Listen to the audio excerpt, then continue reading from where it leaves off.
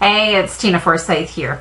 So what do you do when fear comes up for you in your business? And of course it comes up for all of us, right? But the thing is, how do you handle it? If I'm certainly no expert in the area of like law of attraction and all of that kind of stuff, right? But I do certainly know and have studied with a number of teachers and coaches and seen for myself in my own business, the fact that our energy matters.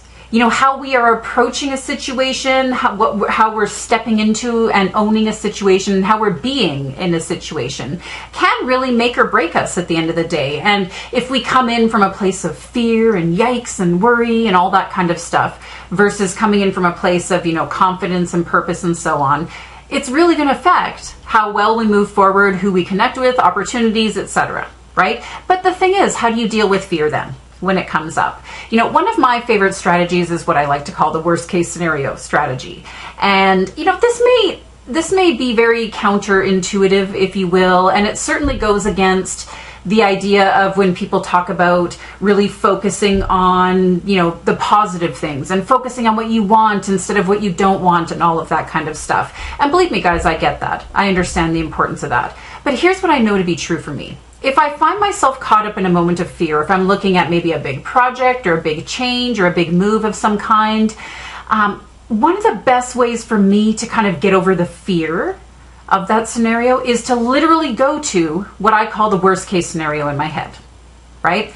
And if I can go to that worst case scenario and I can really be there, I can really settle into it, feel it, own it, and at the same time, accept and realize that it ain't going to kill me, and that it really does not have to be the end of the world, then I find that I'm able to kind of diffuse that fear, if that makes sense, or I'm able to kind of move forward even in spite of the fear, if that makes sense, right? One example of this that is probably the first time I really truly saw this in action for me in my business a number of years ago, and this was literally over 10 years ago now. I think this was the fall of 2002.